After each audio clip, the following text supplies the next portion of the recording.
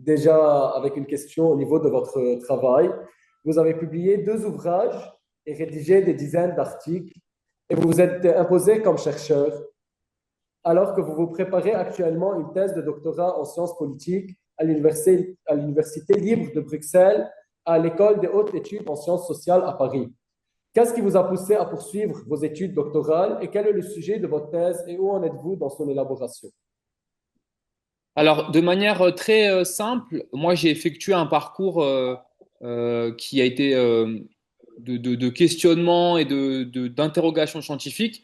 Mon premier travail, comme vous l'avez dit, c'était à l'université Paris 8, où j'ai travaillé sur la mémoire de la Nakba en Israël, où j'ai vraiment essayé de comprendre quelles sont les organisations en Israël qui essaient d'éduquer les Israéliens à l'histoire palestinienne, notamment de la Nakba et de 48, et quelle organisation, à l'inverse, essaie au maximum d'enfouir profondément cette histoire palestinienne dans la mémoire, ou plutôt dans l'oubli plutôt en Israël. C'était mon travail de master.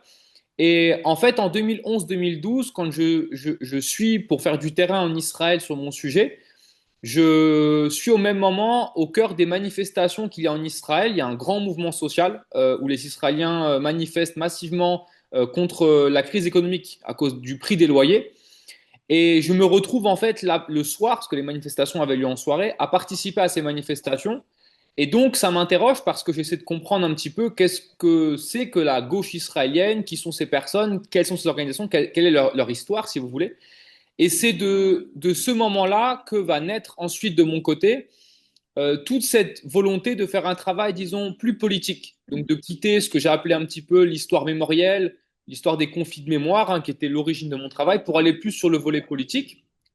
Et c'est là que je vais commencer à travailler sur l'histoire de la gauche israélienne dans toute sa pluralité, pluralité au sens, je prends du recul par rapport à mon opinion personnelle et j'essaie de comprendre en fait ce que ça veut dire être de gauche en Israël. Ça va être du coup l'objet d'un nouveau champ d'études pour moi qui va, l'aboutissement va être le livre sorti en 2021 sur l'histoire donc des gauches israéliennes. Et à la suite de cette publication, je vais souhaiter en fait poursuivre mon travail sur les gauches parce que pendant l'écriture du livre, j'avais mis la main sur de nombreuses archives de gauche israélienne, mais aussi de la gauche palestinienne, mais que je ne pouvais pas exploiter à ce moment-là parce qu'il y avait un délai pour rendre le livre. Donc c'était un peu compliqué. Donc j'ai pris le temps par la suite de me replonger dans ces archives. J'ai réussi enfin j'ai réussi. J'ai discuté avec Madame Jeanne Sfer à l'Université libre de Bruxelles et Madame Stéphania Tabdallah à l'EHESS, donc École des hautes études sociales à Paris, qui ont bien voulu m'encadrer afin que de ces archives-là, j'en fasse un travail de thèse. Donc aujourd'hui, ma thèse porte sur l'histoire croisée des gauches israéliennes et palestiniennes, leurs relations ou le regard que l'une porte sur l'autre. D'accord, c'est très intéressant. Dans tous les cas, on va discuter tout à l'heure de la gauche israélienne et de votre travail sur la gauche israélienne. On pourrait continuer au niveau de votre travail. Vous enseignez l'histoire-géographie dans les écoles secondaires. Mhm. Le conflit arabo-israélien et son histoire font-ils partie en fait du programme de cette matière et comment sont-ils enseignés si c'est le cas? Alors, depuis, on va dire, 20 à 30 ans, mais il faudrait que je puisse repréciser ça en faisant une vraie étude sur le sujet, euh, la question de la guerre au Moyen-Orient, de manière très large, elle est présente dans les programmes, surtout du lycée. Donc, lycée est la filière générale, donc ça veut dire que forcément, ça touche quand même un grand nombre d'élèves, mais pas tous les élèves, puisque tous les élèves français ne vont pas jusqu'au lycée bac général. C'est la question israélo-palestinienne, elle est présente, mais elle n'est pas présente dans le cadre d'un paradigme qu'on appellerait le conflit colonial. C'est uniquement un paradigme de conflit national, c'est-à-dire que c'est présenté sous l'angle de deux nations aux légitimités équivalentes et qui se battent pour un même territoire. Et donc dans ce paradigme-là, eh bien par exemple, rien que la Nakba, l'expulsion des Palestiniens, elle n'est pas présente dans tous les manuels, elle ne va pas non plus être enseignée systématiquement parce que ça va être considéré parfois comme une prise de position en faveur de l'historiographie palestinienne. Là où il y a un problème, c'est que je pense qu'un certain nombre d'enseignants qui n'ont peut-être pas fait d'études sur ce sujet, qui n'ont pas été formés à ça, et il ne faut pas leur en vouloir non plus. Il y a une pluralité de sujets à enseigner, donc on ne peut pas non plus être spécialiste de tout. Mais on va dire que il n'y a pas de prise en considération que l'histoire telle qu'elle va être enseignée, à savoir le paradigme du conflit national, c'est en réalité une prise de position également parce que c'est en général le paradigme qui est privilégié par l'historiographie qu'on peut qualifier de sioniste sur le sujet. Et est-ce que vous trouvez, à un niveau personnel, vous trouvez des difficultés à enseigner ce sujet-là, vu que vous êtes un expert sans vraiment donner votre avis là-dessus? En fait, moi, j'ai aucun problème à partir du moment où l'enseignement il est fondé sur des travaux scientifiques, sur une volonté aussi de montrer aux élèves la pluralité des angles, des paradigmes. L'idée, c'est pas de leur donner, comment dire, un cours scientifique avec une seule approche, c'est d'expliquer qu'en fait, il y a une historiographie qui a sa propre histoire, etc. Maintenant, il faut aussi relativiser un petit peu le temps qu'un enseignant a sur cette question, il est extrêmement réduit. Le programme est très chargé, donc l'enseignant, il a peut-être quelques heures à consacrer sur les guerres au Moyen-Orient, et donc il ne peut pas passer une semaine entière sur l'historiographie du conflit israélo-palestinien. Donc c'est à la charge de chaque enseignant de choisir par où il veut entrer sur le sujet. Moi, je connais des enseignants qui vont, par exemple, tout à fait avoir le temps d'expliquer la question de l'apartheid, la question du colonisme de peuplement, la question du sionisme, et d'autres, par contre, qui sont peut-être moins à l'aise sur le sujet, qui vont s'en tenir, disons, aux bases que les élèves doivent connaître, sans forcément aller plus loin parce qu'ils ne le peuvent pas ou parce qu'ils n'ont pas forcément les connaissances pour. En revanche, il n'y a pas de difficulté particulière à l'enseigner. Moi, j'ai toujours su prendre, disons, une distance critique par rapport à mes connaissances et au fait que je suis face à des élèves qui ont eux-mêmes leur propre parcours personnel et donc il faut aussi les prendre en considération. À titre par exemple, j'interviens régulièrement dans des lycées parce qu'il y a parfois des enseignants qui justement euh, ne sont pas tout à fait à l'aise pour aller sur cet enseignement du Proche-Orient et qui apprécient d'avoir des collègues qui vont venir faire 1 heure ou 2 heures avec leurs élèves dans le cadre d'une conférence. Et donc ça m'arrive, on va dire, pas régulièrement non plus, mais chaque année, je suis invité dans quelques lycées. Et donc là, ça permet en fait à l'enseignant de donner à un spécialiste l'occasion de livrer aux élèves une analyse la plus complète possible. Et à chaque fois, ce que je fais, c'est voilà, de faire un rappel historiographique, d'exposer un peu les éléments et de donner les principaux points, à mon avis, à maîtriser pour avoir un début de compréhension de l'histoire du Proche-Orient. D'accord, c'est très intéressant. On espère en fait que votre travail pourra être partagé de plus en plus à travers les lycées. Euh, D'autre part, vous avez participé au lancement du blog Yann en Hmm. 2023. Pouvez-vous en fait nous parler des circonstances de ce lancement et en fait de votre vision de son rôle sur la scène médiatique aujourd'hui en France? Oui, alors Yaani, c'est un projet qui, lorsqu'il est lancé en décembre 2023, en réalité, il est en gestation depuis plus d'1 an au moment-là. On a commencé quasiment fin 2022 avec quelques collègues chercheurs à vouloir créer une plateforme, quelque chose de nouveau. Pourquoi? Parce que on partait de deux constats à peu près.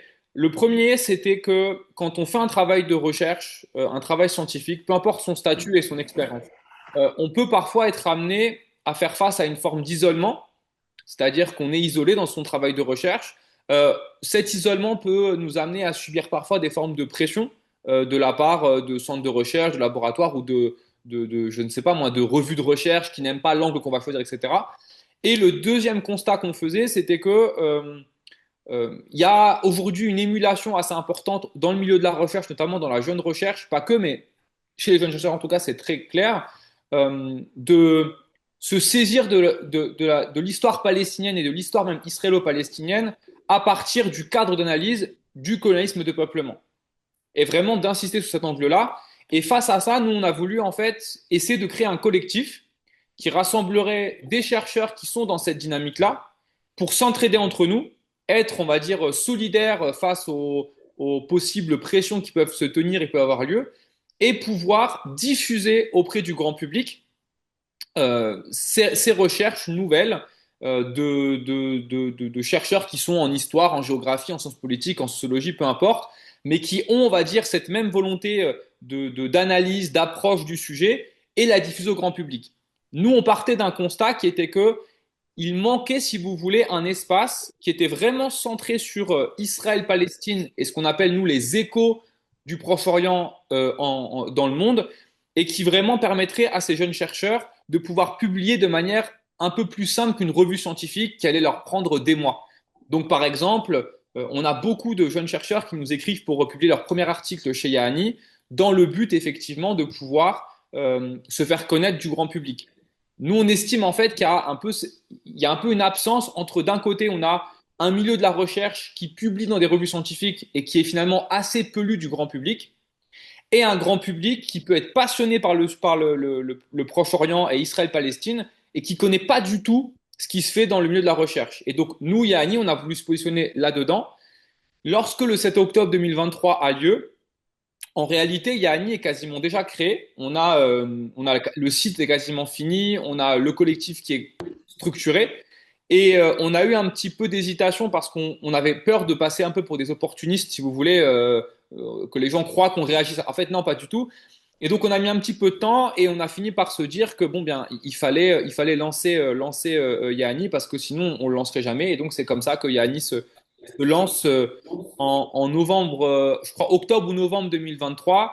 Et notre premier article qu'on publie sur le site, c'est un article commun qui s'appelle Israël-Palestine, l'impossible neutralité. Et ça, c'est un angle auquel on tient beaucoup, qu'on assume depuis toujours, qui est de considérer que dans le milieu de la recherche, ceux qui se prétendent neutres, c'est une forme d'hypocrisie. On ne peut pas être neutre quand on fait des recherches, en tout cas en sciences humaines et sociales, c'est extrêmement difficile. Nous, on préfère acter une forme de positionnement scientifique tout en reconnaissant, tout en mettant en avant notre objectivité, notre capacité à prendre du recul et surtout le fait que nos études sont basées sur des études empiriques, des cas d'analyse qu'on assume et un travail de relecture sérieux par nos pairs, etc. Voilà.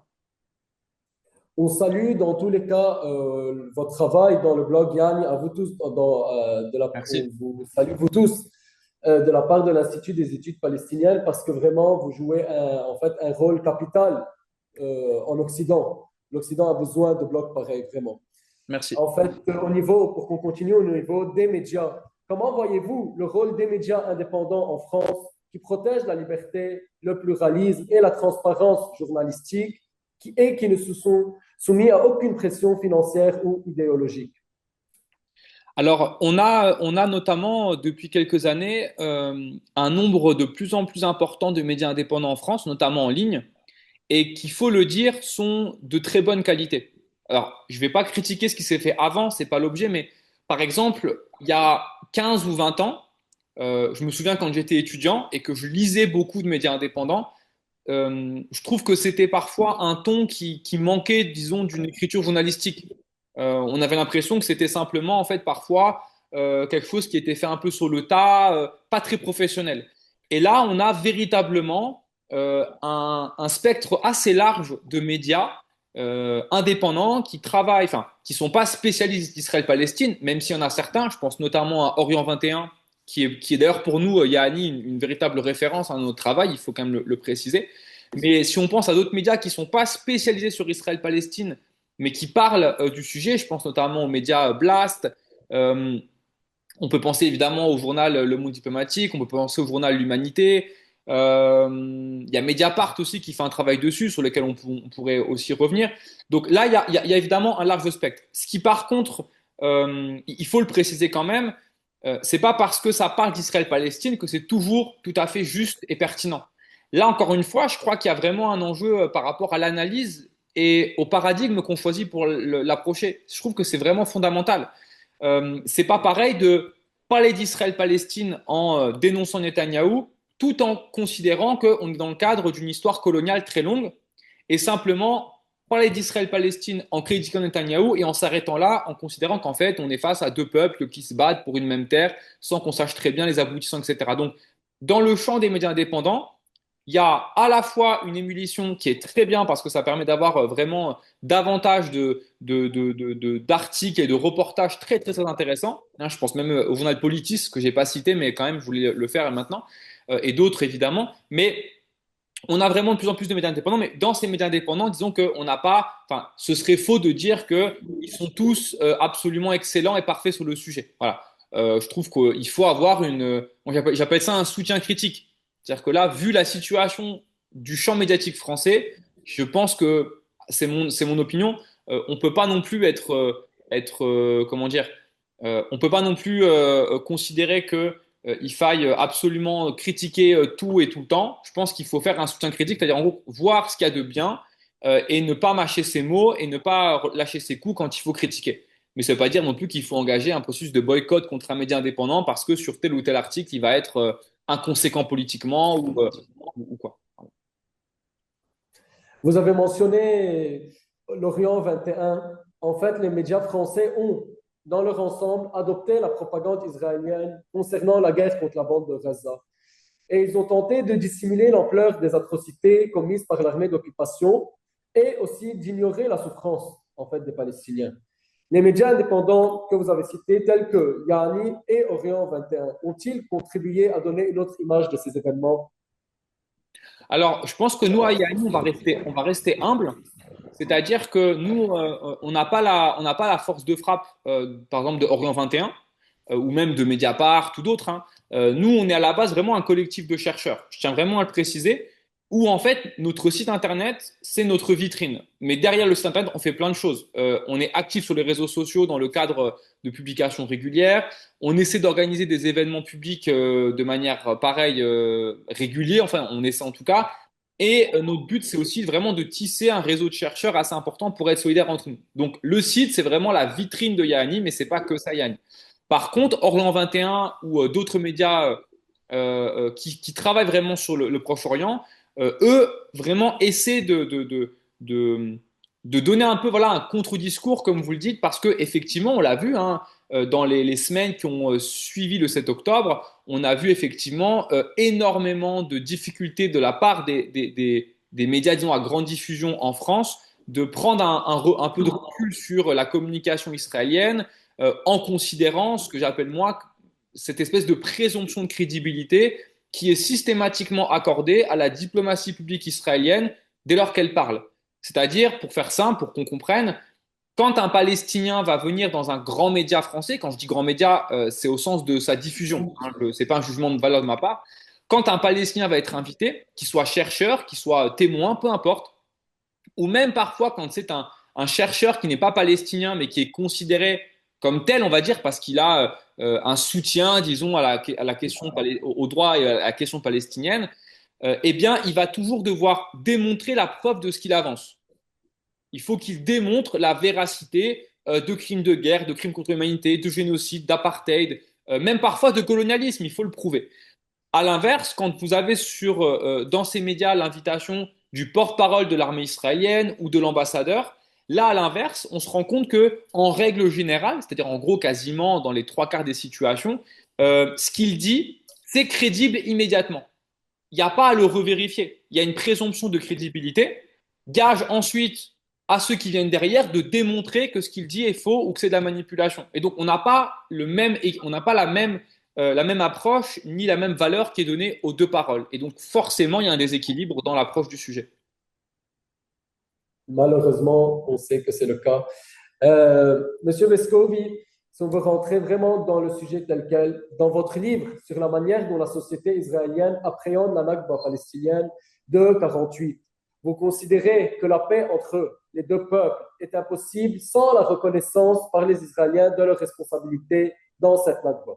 Ne pensez-vous pas qu'une telle reconnaissance est une exigence irréaliste, surtout après que la société israélienne a ignoré la seconde Nakba qui vient d'avoir lieu et qui a frappé les Palestiniens du fait de la guerre israélienne contre Gaza? Vous savez, quand on écrit un livre, ce que j'apprécie le plus, évidemment, outre le fait d'avoir le livre entre les mains et d'en être fier, c'est qu'on peut ensuite réaliser beaucoup de conférences, d'aller le défendre auprès du grand public. Et moi, j'ai toujours considéré, assumé que ces conférences, c'est aussi le moment pour moi de d'évoluer non pas dans ma pensée, mais en tout cas d'évoluer vers de nouveaux travaux derrière. Et je dois dire par exemple que entre le moment où le livre sort et la fin des conférences, j'ai évolué sur un point qui est ce que vous venez de dire là. C'est-à-dire que j'ai travaillé ensuite sur d'autres sujets pour essayer de faire un peu de comparaison et je me suis rendu compte qu'en fait, ben, non, il arrive parfois qu'on puisse parvenir non pas forcément à une solution, mais en tout cas à un processus politique sans forcément qu'il y ait d'accord sur l'histoire. On peut prendre deux exemples qui me paraissent intéressants. En Afrique du Sud, c'est lorsque l'apartheid est mis fin, en tout cas de manière officielle, même si de manière insidieuse, il y a des formes d'apartheid qui se maintiennent, mais en tout cas de manière officielle, l'apartheid s'effondre en Afrique du Sud. C'est à ce moment-là qu'on peut engager une commission vérité qui va ensuite pouvoir permettre à ce qu'on entende l'histoire des victimes de l'apartheid. Avant ça, c'est quasiment impossible parce qu'il y a un système de domination qui empêche. Si on prend un autre cas que je maîtrise peut-être un petit peu moins, mais qui est aussi intéressant, si vous prenez le cas de la guerre d'ex-Yougoslavie, quand on a les accords en 1995-96 de Dayton qui sont établis afin qu'on ait des frontières à peu près stables et qu'on ait, alors non pas de paix entre chaque pays, mais au moins un arrêt des combats, jusqu'à aujourd'hui, il n'y a pas d'accord sur l'histoire entre les différents pays, que ce soit Bosnie, Serbie et les différents peuples. Mais par contre, il y a une espèce de coexistence qui est là. Ça veut dire, comme vous l'avez précisé, que je crois toujours que à terme, il faudra parvenir non pas forcément à un accord sur toute l'histoire, parce que je crois effectivement que les dynamiques nationalistes font que c'est difficile, mais en tout cas, je pense que la question des réfugiés de 48 étant, à mon sens, le point de départ et surtout le centre névralgique de la question palestinienne, il ne peut pas y avoir de résolution sans qu'on a sur cette question, et on ne peut pas aller sur cette question s'il n'y a pas du côté israélien une prise en considération que c'est le point de départ et que vous avez une part de responsabilité. Par contre, sur le fait que tous les Israéliens soient au courant de comment ces gens ont été expulsés, etc., ça, effectivement, j'y crois évidemment assez peu. Mais vous savez, il faut toujours le rappeler. Ce qui fait que les Palestiniens sont réfugiés en 48 et qu'ils ont été expulsés, c'est pas forcément la méthode. C'est le fait qu'on les a pas laissés revenir chez eux après la guerre. C'est ça l'enjeu central. Par contre, qui est expulsion, qui est crime, qui est meurtre, évidemment que c'est un enjeu d'histoire important pour la mémoire et la justice de nos Palestiniens. Mais il faut jamais oublier que dans tout ce débat-là, le cœur aussi, c'est le fait que, pardon, le point important, c'est aussi que au lendemain de la guerre, Israël ne respecte pas le droit au retour des Palestiniens. Et c'est ça qui fonde aussi leur statut de réfugié. C'est vrai, dans tous les cas, on a vu que depuis 48 jusqu'à aujourd'hui, Israël ne respecte aucune résolution des Nations Unies.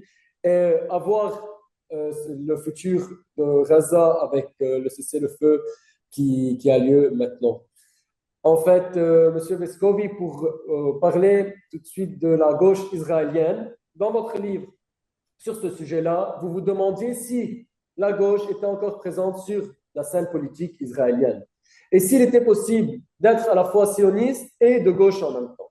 Pensez-vous que le ralliement complet de la gauche à la droite durant la guerre israélienne contre la bande de Gaza, ainsi que leur accord pour ignorer l'existence des Palestiniens et leurs souffrances, ont apporté en fait une réponse quasi totale à ces deux questions et quasi sûre et quasi claire? Hmm. Merci pour cette question. Je crois que c'est important juste de rappeler l'origine non pas du livre, mais de ma démarche. Pour l'anecdote, je suis amené en 2015 ou 16, excusez-moi, je n'ai plus la tête en tête, je suis amené à animer un débat entre deux figures du mouvement de solidarité pour la Palestine. Je ne vais pas dire leur nom parce que peut-être qu'ils n'ont pas envie d'être cités, mais en tout cas, j'anime un débat. Et ce débat a lieu où on a d'un côté quelqu'un, un cadre associatif qui va défendre le fait que au sein de ce qu'il appelle lui la gauche sioniste israélienne, on peut trouver des partenaires pour avancer ensemble pour les droits des Palestiniens. Et on a à l'inverse quelqu'un qui est sur une position beaucoup plus juive antisioniste, traditionnelle, qui considère que c'est une voie sans issue, qu'on ne peut pas être sioniste et de gauche. Et ça dure pendant vraiment quasiment 30 minutes où les deux vont s'attaquer sur ce sujet. Et moi, j'ai en tête à ce moment-là les manifestations auxquelles j'ai participé en 2011-2012 en Israël et d'avoir rencontré ces gens en Israël qui se donnaient comme comme identité le fait d'être de gauche, sincèrement de gauche, tout en défendant le sionisme. Et donc, ça m'a questionné en me disant, mais en fait, je pense qu'il y a quelque chose à écrire sur ça, il y a une interrogation à avoir. Et donc, j'ai commencé à partir de là à essayer d'expliquer finalement, d'abord à moi-même, et après du coup au grand public par le biais du livre, qu'est-ce que c'est qu'en fait la gauche sioniste, d'où ça vient, pourquoi il y a cette forme de contradiction entre sionisme et gauche, et c'est pour ça que le livre s'appelle L'échec d'une utopie. Ce que j'explique dans le livre, c'est que il y a eu à un moment donné dans l'histoire une configuration qui a pu effectivement permettre à ce que, au sein du mouvement sioniste, bien qu'il soit nationaliste et colonial, qu'il y ait une dynamique qui se considère comme socialisante. Et je dis bien qu'il se considère comme tel. Après, on peut en juger tout à fait de sa présentation. En tout cas, qu'il y a eu cette dynamique-là à un moment précis, une donnée précise, où, ben, par exemple, en Occident, vous avez eu pendant une période où toute une partie de la gauche occidentale était pro-colonisation. La France en a fait partie aussi. Ce que j'explique par contre, c'est que dès lors qu'Israël est créé et dans les décennies qui suivent, cette contradiction majeure entre le projet sioniste qui est colonialiste, nationaliste, et le fait d'être de gauche, donc quelque part de défendre des droits à égalité pour tous, entre en contradiction majeure.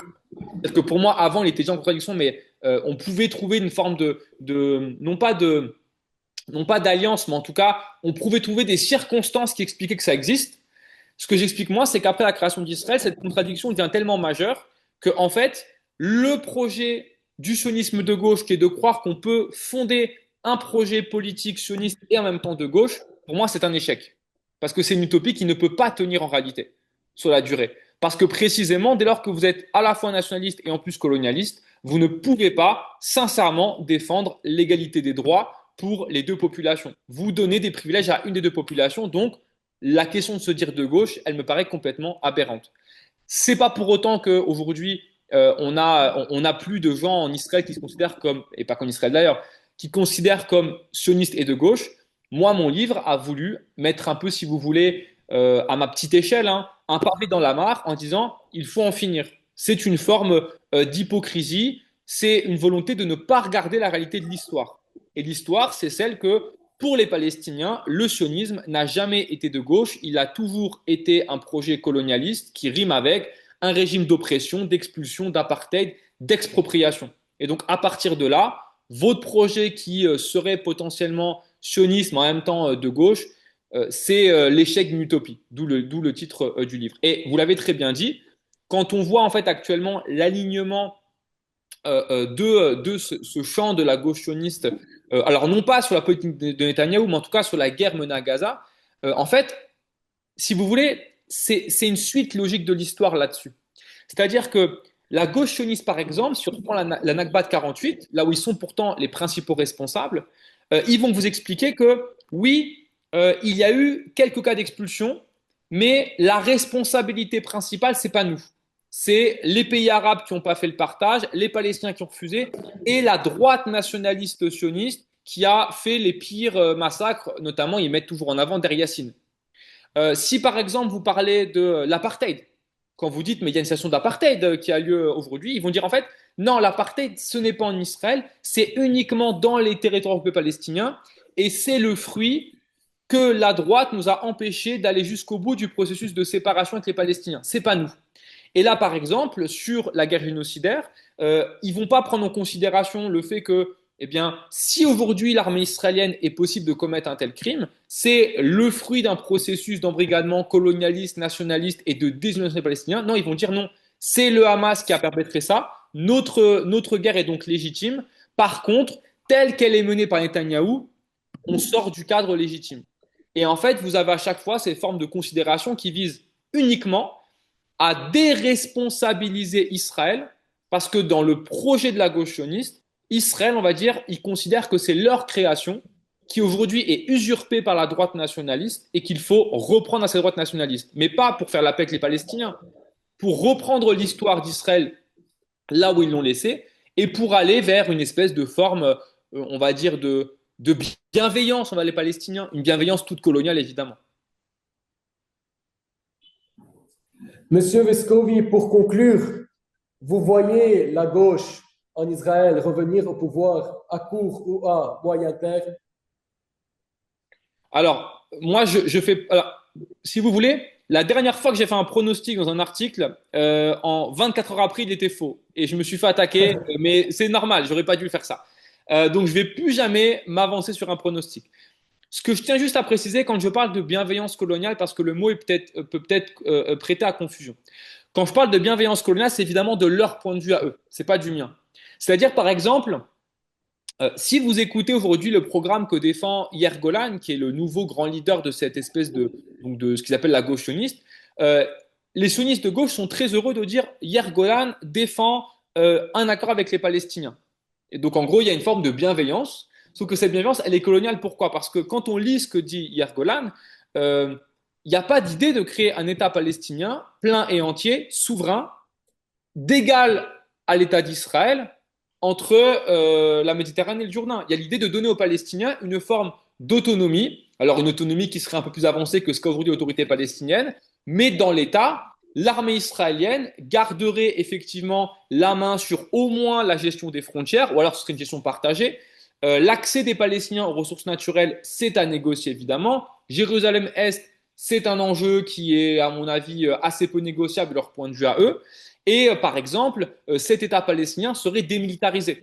Donc en gros, on aurait un État palestinien qui n'aurait pas les capacités d'un État au sens de souveraineté, mais qui serait une forme d'autonomie. Et là, c'est ce que j'appelle moi leur bienveillance coloniale. Parce qu'en plus de ça, il faudrait qu'on les applaudisse parce qu'ils proposent un tel projet face à Netanyahou. Alors même que la réponse à donner, c'est dire non. En fait, l'enjeu central, c'est de respecter le droit à l'autodétermination des Palestiniens et de considérer que ce qui bloque aujourd'hui l'égalité des droits, c'est pas l'intransigeance des Palestiniens, c'est le projet sioniste depuis au moins 1948 de fait de défendre des privilèges pour une des deux populations au détriment de l'autre. Et donc, sur votre pronostic, je ne me prononcerai pas. Ce que je peux vous dire par contre, c'est que dans les derniers sondages, on n'a pas d'annonce d'une victoire de la gauche parce il y a une droitisation évidente du champ politique israélien. Ça, c'est clair et c'est net. Donc, il n'y en a pas, à mon avis, à court terme, sauf peut-être renversement politique total. Mais ce que je peux en tout cas vous dire, c'est que même si demain vous aviez le fameux leader de ce qu'ils appellent donc le Parti travailliste, donc pardon, c'est plus son nom maintenant, c'est le Parti des démocrates, c'est comme ça qu'il s'appelle maintenant, de Yair Golan, si imaginons il remporte les élections, de fait, il devrait faire une alliance avec des partis qui seraient beaucoup plus religieux, nationalistes, colonialistes que lui, parce qu'il faut former un gouvernement. Et il serait obligé aussi, pourquoi? Parce que jusqu'à présent, cette fameuse gauche sioniste a toujours refusé de faire alliance avec le champ que j'appelle moi non sioniste, qui est le Parti communiste israélien, avec notamment une majorité dans leurs électeurs et leurs militants et même dans leurs cadres de Palestiniens de citoyenneté israélienne, dont aujourd'hui la principale figure est Aymen Odeh, considérant qu'en fait, ce n'est pas crédible dans l'État d'Israël qui considère comme État juif d'avoir un gouvernement dont la majorité ne serait pas fondée sur des partis ethniquement juifs. Monsieur Thomas Vescovi, merci beaucoup. Merci à Ce vous. fut, ce fut un plaisir d'entreprendre cette entrevue avec vous, en espérant vous recevoir à Beyrouth